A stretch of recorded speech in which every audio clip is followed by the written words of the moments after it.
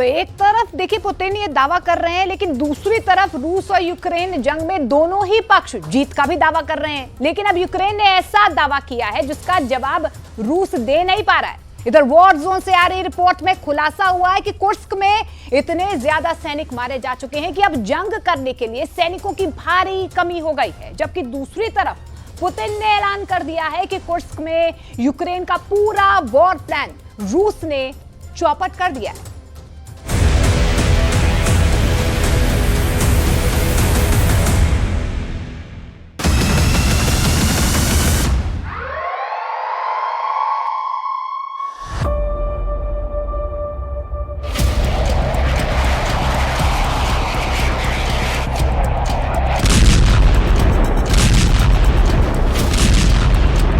Ура!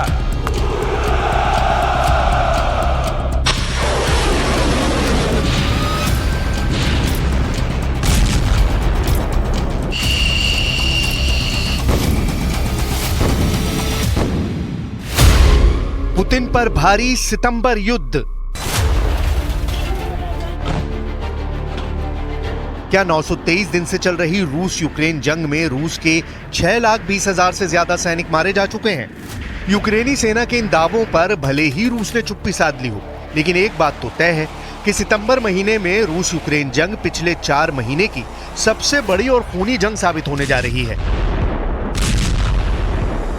6 अगस्त 2024 को अचानक रूस के कुर्स्क में यूक्रेनी सैनिकों के भीषण हमले शुरू हुए। उसके बाद से अब तक लगभग 1 महीने की जंग में कुर्स्क का इलाका लाशों से लबालब भर चुका है।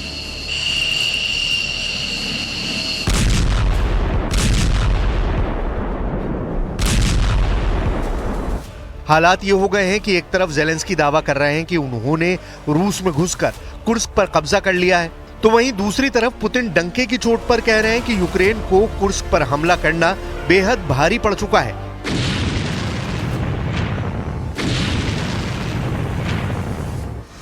और अब रूस पोक्रोव्स्क और कुर्स्क में यूक्रेनी सेना को रौंदते हुए हर दिन 1 से 2 वर्ग किलोमीटर इलाके पर कब्जा करती जा रही है।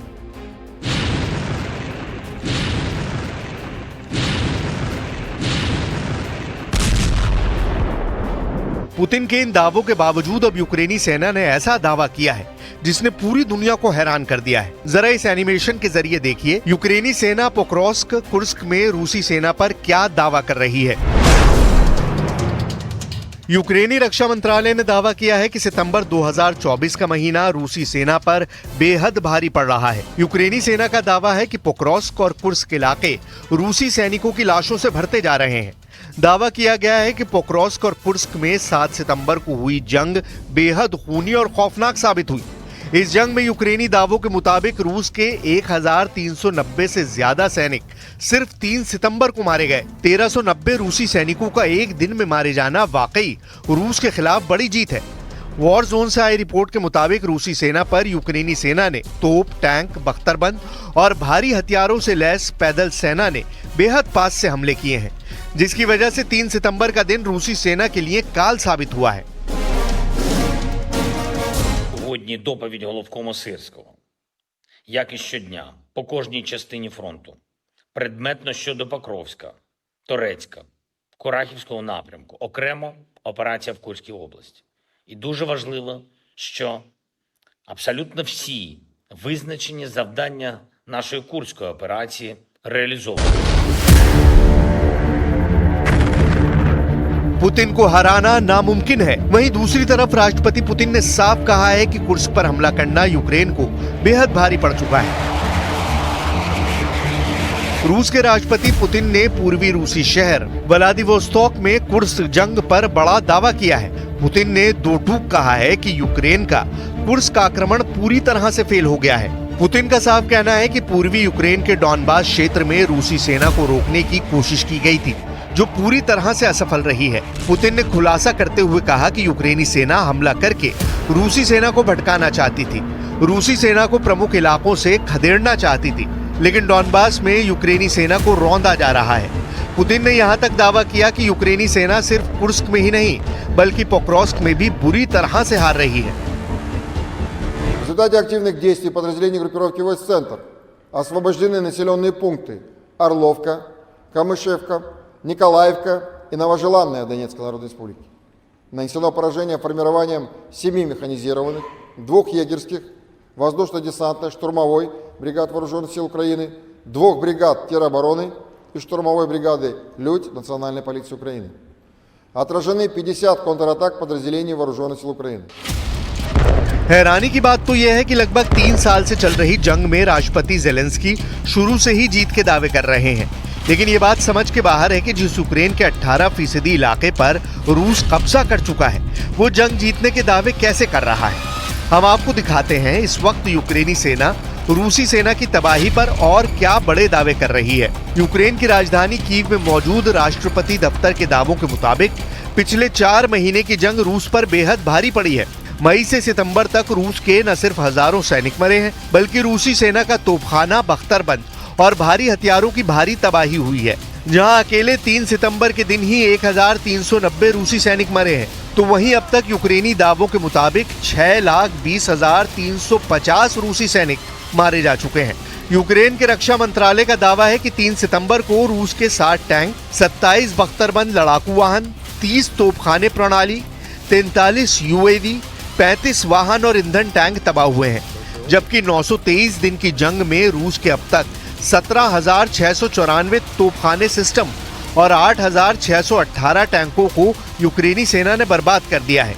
यूक्रेनी सेना का दावा है कि अकेले जुलाई 2024 में रूस के 1,520 तोपखाने तबाह हुए हैं, जबकि अगस्त में रूस के 1,517 टैंक, तोप और बख्तरबंद बर्बाद किए गए हैं। Сьогодні говорив з головкомом, Покровський напрямок, найбільше штурмів, не просто також на Краматорському, Торецькому, Куп'янському напрямках, майже 200 боїв щодобово по всьому фронту. І найважливіше зараз завдати окупанту максимальних втрат та відповідати на всі російські удари. इधर वॉर जोन से आ रही रिपोर्ट के मुताबिक पिछले 11 दिनों में यूक्रेनी सेना को भारी नुकसान उठाना पड़ा है। हम आपको रूस और यूक्रेन के टॉप कमांडरों के जरिए दिखाने और समझाने की कोशिश कर रहे हैं कि कैसे जीत के दावे करने वाला यूक्रेन पिछले 11 दिनों में रूस से बुरी तरह से हार रहा है। रूसी सेना का दावा है कि पिछले 11 दिनों में यूक्रेन की कम से कम 250 यूनिट तबाह हो चुकी है, जबकि पिछले 11 दिनों में ही यूक्रेन को जमीन और आसमान में भारी नुकसान हुआ है। रूस का यह भी दावा है कि महज एक दिन में 800 यूक्रेनी सैनिकों को रूसी सेना ने मार डाला है, जबकि 6 अगस्त से अब तक यूक्रेन के 6,600 सैनिक और 70 से ज्यादा टैंक तबाह हो चुके हैं। यूक्रेनी राष्ट्रपति वोलोदिमीर जेलेंस्की के कार्यालय ने दावा किया है कि पिछले 11 दिन में रूस ने उस पर 575 से ज्यादा मिसाइलें दागी हैं, जबकि 26 अगस्त दिन सोमवार को यूक्रेन के टॉप पायलट कर्नल एलेस्की मूनफिश जिस वक्त रूसी मिसाइलों को तबाह करने के लिए F-16 फाइटर जेट से हमला कर रहे थे, उस वक्त उनका F-16 जंग के मैदान में तबाह हो गया। जेलेंस्की इस नुकसान से सदमे में चले गए और इस घटना के 4 दिन बाद उन्होंने यूक्रेनी वायुसेना के कमांडर माइकोला ओलेश्चुक को तुरंत बर्खास्त कर दिया। हैरानी की बात तो ये कि यूक्रेन सेना के कमांडर इन चीफ जनरल ओलेक्जेंडर सिरिस्की ने खुद माना है कि कुर्स्क में हमला करना यूक्रेनी सेना के लिए एक जुआ था। ओलेक्जेंडर सिरिस्की कहीं ना कहीं ये हकीकत मानने के लिए मजबूर हो गए हैं कि कुर्स्क में यूक्रेनी सेना का ऑपरेशन फेल हो गया है। हम आपको रूस और यूक्रेन के हमलों से जुड़ी कुछ और तस्वीरें दिखा रहे हैं, जिससे आपको अंदाजा लग जाएगा कि आखिर जंग में कौन बाजी मार रहा है। ये वीडियो यूक्रेन के हवाई हमले का है, जिसमें यूक्रेनी ड्रोन रूसी सेना और हथियारों पर सीधा आत्मघाती हमला कर रहा है। वीडियो में साफ देखा जा सकता है कि जोरदार धमाके और भीषण धमाकों के बाद रूसी सैनिक सरेंडर करते हुए दिख रहे हैं। यूक्रेन के ड्रोन फुटेज में साफ देखा जा सकता है कि रूसी सैनिक हाथ ऊपर करके यूक्रेनी सैनिकों के सामने सरेंडर कर रहे हैं। सरेंडर करने वाले कुछ रूसी सैनिकों को जमीन पर लेटते हुए भी देखा जा सकता है। यूक्रेन के जबरदस्त हमला करने के बाद रूस ने भी यूक्रेन पर जबरदस्त मिसाइल हमला किया है। ये वीडियो यूक्रेन का है, जहां रूस के हमले के बाद भारी तबाही मची है। सुपरमार्केट जलकर राख हो गई है।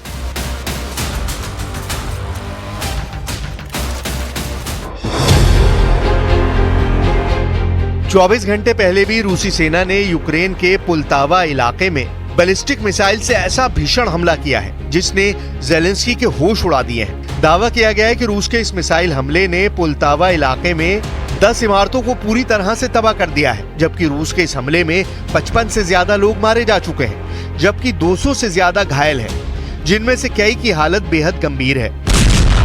अब ऐसे हालात में अगर यूक्रेन फिर भी रूस पर जीत के दावे कर रहा है, तो वाकई में यूक्रेनी सेना और जेलेंस्की के दावों पर शक पैदा कर रहा है। फिलहाल पुतिन ने हमले बेहद तेज करने का आदेश दे दिया है।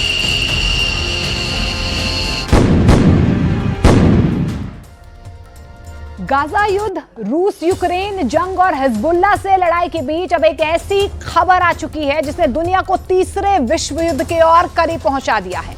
खबर यह है कि तुर्की और ईरान के वॉर प्लान की वजह से इजराइल और अमेरिका के होश फाख्ता हो गए हैं। दावा तो यह भी किया जा रहा है कि तुर्की और ईरान के इस वॉर प्लान के पीछे रूस का हाथ है।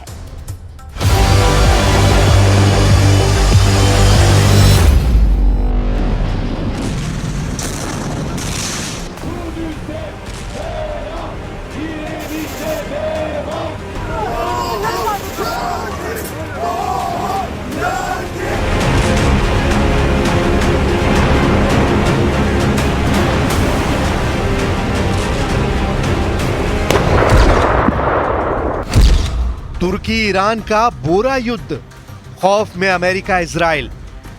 अगर तुर्की और ईरान का प्लान पूरी तरह से कामयाब हो गया तो यकीन मानिए मिडिल ईस्ट में अमेरिका और इजराइल खून के आंसू रोएंगे। साथ ही पूरा अरब और मुस्लिम वर्ल्ड तुर्की और ईरान की वजह से जीत का जश्न मना सकता है।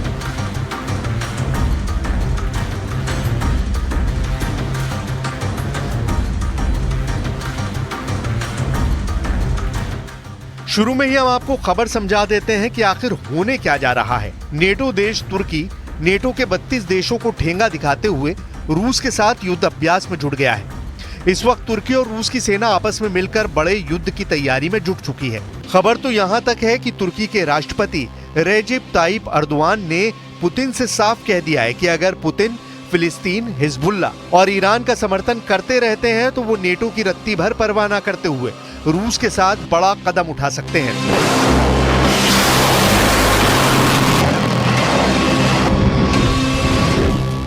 तुर्की अपने बेहद ताकतवर TB2 ड्रोन को भी मिडिल ईस्ट की जंग में उतार सकता है, तो वहीं दूसरी तरफ ईरान के सुप्रीम लीडर अली खामनेई भी रूस और तुर्की के साथ मिलकर मिडिल ईस्ट की जंग में कुछ बड़ा करने की सोच रहे हैं और इसके संकेत साफ साफ दिखने लगे हैं। और ये संकेत हैं तुर्की और ईरान का बैग यानी बोरा युद्ध।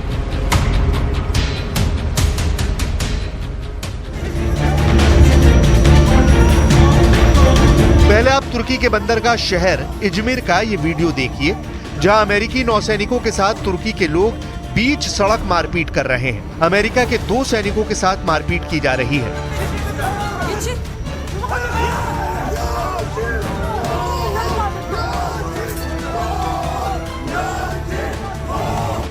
हम आपको बता दें कि USS वास्प युद्धपोत तुर्की के तटीय शहर इजमिर के बंदरगाह के दौरे पर है।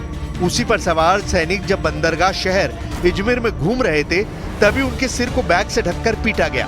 यानी अमेरिकी सैनिकों को दिन दहाड़े तुर्की में पीटना बहुत बड़ा मामला बन चुका है। इधर दूसरी तरफ ईरान इजरायली बंधकों के साथ कुछ ऐसा करने जा रहा है जिसने नेतन्याहू के होश उड़ा दिए हैं। जरा इस ग्राफिक को देखिए और जानिए तुर्की और ईरान इस वक्त क्या कर सकते हैं। तुर्की और ईरान ने अमेरिका और इजराइल के खिलाफ बोरा युद्ध या कहें बैग युद्ध शुरू कर दिया है, जहां तुर्की में अमेरिकी सैनिकों के सिर ढककर पीटा गया, तो वहीं हमास इजरायली बंधकों की तस्करी कर सकता है। यानी ईरानी बोरों में हमास इजरायली बंधकों को ईरान भेजने की तैयारी कर रहा है। असल में तुर्की में अमेरिका के खिलाफ कई वजहों से गुस्सा भड़क गया है, जिसकी वजह से अमेरिकी सैनिकों को घेर कर हमला किया गया।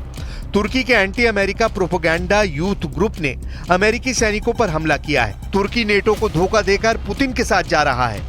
रूस के साथ युद्ध अभ्यास करके तुर्की अमेरिका से जंग की तैयारी करता दिख रहा है। रूस, ईरान, हिजबुल्लाह और हमास के साथ नेटो देश तुर्की की नजदीकियां हैरान करने वाली हैं।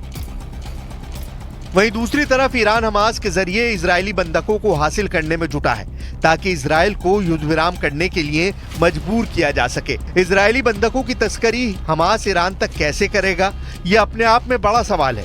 इजराइल को शक हमास ईरान को इजरायली बंधक सौंप सकता है। इधर नेतन्याहू ने ऐलान किया है हमास और ईरान को इजरायली बंधकों की तस्करी बहुत भारी पड़ जाएगी। I'm willing to make a deal. I made one already.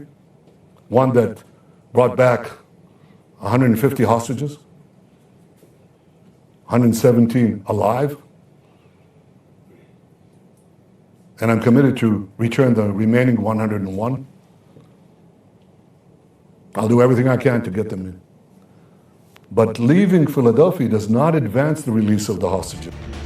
Israel और अमेरिका को भी अच्छी तरह से पता है कि अगर जंग में सीधे तुर्की और ईरान कूद पड़े तो फिर मिडिल ईस्ट में बाकी अरब और मुस्लिम देश भी जंग में कूद पड़ेंगे। और अगर ऐसा होता है तो फिर रूस जरा भी देरी नहीं लगाएगा, खाड़ी में खौफनाक युद्ध शुरू हो जाएगा। हम आपको राष्ट्रपति पुतिन का ऐसा वीडियो दिखाते हैं जिसमें राष्ट्रपति पुतिन रूस को अरब और मुस्लिम देशों का लीडर साबित करते हुए देखे जा सकते हैं। चूम ली कुरान, युद्ध क्षेत्र में पुतिन। रूस के राष्ट्रपति व्लादिमीर पुतिन का 14 सेकंड का ये वीडियो देखिए। राष्ट्रपति पुतिन चेचेनिया में पवित्र इस्लामी पुस्तक कुरान को चूम रहे हैं। पुतिन के इस वीडियो ने रूस के दुश्मनों को जहां बुरी तरह से भ्रमित कर दिया है, तो वहीं अरब और मुस्लिम वर्ल्ड को पुतिन ने संदेश दे दिया है कि मुस्लिम देश रूस के साथ है और रूस मुस्लिम देशों के साथ है। युद्ध क्षेत्र में पुतिन अब जंग की वो बाजी खेलने जा रहे हैं जो अमेरिका, यूक्रेन और इजराइल के साथ साथ पश्चिमी देशों पर भारी साबित होगी। हम आपको इस खबर की पूरी डिटेल बताएंगे, लेकिन उससे पहले ये जान लीजिए कि पुतिन का रूस यूक्रेन जंग में किन खतरों से जूझ रहा है।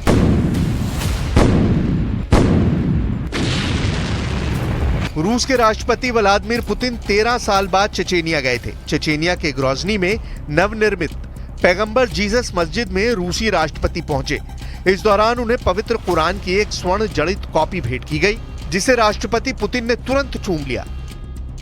पुतिन के साथ वीडियो में चेचेनिया रिपब्लिक के हेड रमजान कादिरफ और चेचेनिया के सुप्रीम मुफ्ती साला मेजिएव भी मौजूद थे। 14 सेकंड के इस वीडियो के कई मायने निकाले जा रहे हैं। वॉर एक्सपर्ट्स का मानना है कि पुतिन मुस्लिम वर्ल्ड के लीडर बनना चाहते हैं। वो चाहते हैं कि मुस्लिम देश अमेरिका और इजराइल के खौफ से दूर हों। गाजा युद्ध में मुस्लिम दुनिया अमेरिका और इजराइल की आक्रामकता का खुलकर विरोध करे। वो चाहते हैं कि ईरान और हिजबुल्लाह जैसे संगठन इजराइल के भीषण हमलों से बचें। पुतिन चाहते हैं कि जब ईरान इजराइल पर बड़ा हमला करे तो अरब देश इजराइल के पक्ष में ना खड़े हों। मुस्लिम देश रूस के साथ जंग में पूरी तरह से एकजुट हों। कुरान को चूमना पुतिन का साफ संदेश है कि रूस जंग के मैदान में मुस्लिम देशों के साथ है। Мы все хотим. Мы все. В этом смысле в одинаковом положении. Удачи вам, ребята. Одно дело здесь в тире стрелять, а другое дело подвергать свою жизнь и здоровье опасности. Но у вас есть внутренняя потребность защищать Отечество и мужество принять такое решение. इस वीडियो के वायरल होने के बाद से तुर्की, ईरान, लेबनान और खाड़ी के कई मुस्लिम देशों को भरोसा हुआ है कि पुतिन फिलिस्तीनियों को बचा लेंगे, ईरान का साथ देंगे और हिजबुल्लाह की मदद करेंगे। यही वजह है कि अब तुर्की और ईरान ने अमेरिका और इजराइल के खिलाफ जंग का बड़ा प्लान तैयार करना शुरू कर दिया है।